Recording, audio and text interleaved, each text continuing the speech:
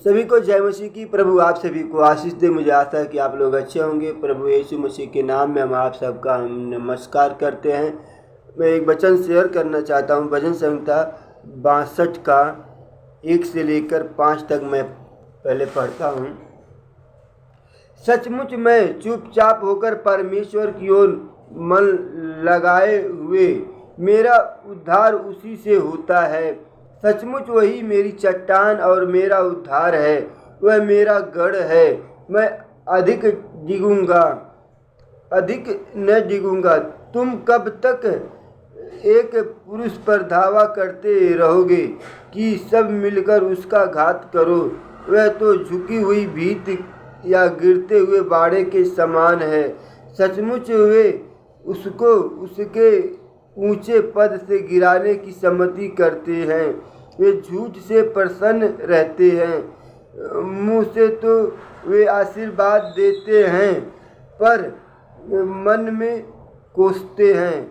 हे मेरे मन, परमेश्वर के सामने चुप रह, क्योंकि मेरी आशा उसी से है।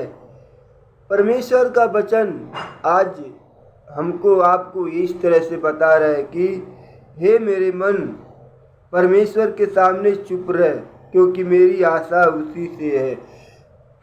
आपका आशा, मेरी आशा उसी से होने पाए, परमेश्वर से। मैं इस वचन को शुरू से मैं पढ़ता हूँ। यहाँ पे लिखा है, सचमुच मैं चुपचाप होकर परमेश्वर की ओर मन लगाए हूँ, मेरा उद्धार उसी से होता है।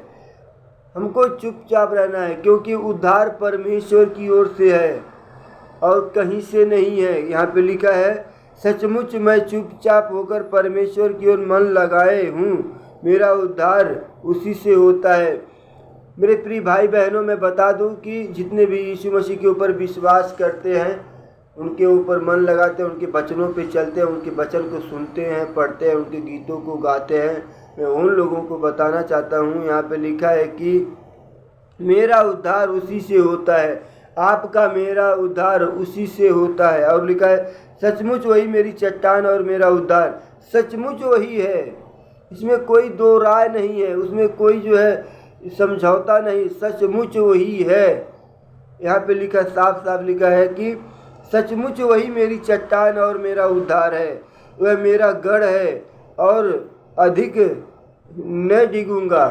परमेश्वर का वचन कहता है, सचमुच वही जो हमारा उद्धार है।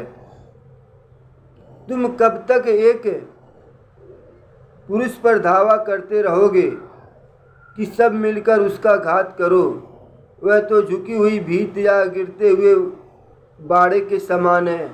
जब कोई व्यक्ति अगर किसी के ऊपर घात करता है, वो समझ लीजिए कि झुकी हुई भीत, और लिखा है कि गिरते हुए बाड़े के समान है। झुकी हुई भीत उसको यही दिखाता है कि वो कभी भी गिर सकता है। अगर जो दीवार भीत अगर वो झुका हुआ है तो कभी रुकेगा नहीं, वो एक ना एक दिन उसको गिरना ही है। उसी प्रकार से जो हमारे विरोध में है, हमारे लिए जो यहाँ पे लिखा है कि तुम कब तक एक पुरुष पर धावा करते रहोगे, सब मिलकर उसका घात करो। वह तो झुकी हुई भीत के या गिरते हुए बाड़े के समान है। यहाँ पे परमेश्वर कहते हैं कि अगर कोई घात करता है तो समझ लीजिए कि झुके हुए भीत के समान है। लिखा है, सचमुच वे उसको उसके ऊंचे पद से गिराने की सम्मति करते हैं, वे झूठ से प्रसन्न रहते हैं। मेरे प्रियो, दुष्ट लोग झूठ से ही प्रसन्न रहते हैं, वो झूठ ही बोलते हैं, क्योंकि झूठ बोलना ही उनको अच्छा है। झूठ का रोटी भी खाना है उनको, झूठ का रोटी ही अच्छा लगता है। मुंह से तो आशीर्वाद देते हैं, पर मन में कोसते हैं। झूठ से आशीर्वाद देते दिखाने के लिए कि उनके मन में, जो यहाँ पे लिखा है कि मुंह से तो आशीर्वाद देते हैं पर मन में कोसते हैं। मन में जो है वो समझ लीजिए कि वो तकलीफ़ ही देते हैं। मन में वो बुरा ही सोचते हैं। वो कब सोचते हैं कि कब वो उनको गिरा दूँ, कब उनको जो है उनका नाश होने पाए, ऐसा ही सोचते हैं। और लिखा है, हे मेरे मन, परमेश्वर के सामने चुप रह, क्योंकि मेरी आशा उसी से है।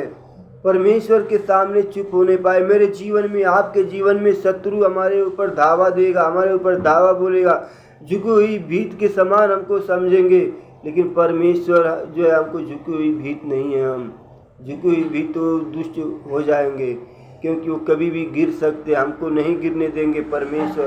परमेश्वर की यही बड़ी योजना है। परमेश्वर जो है हमको हाथ पकड़ कर चलाएंगे हर दुख में, परेशानी में, निराशा में।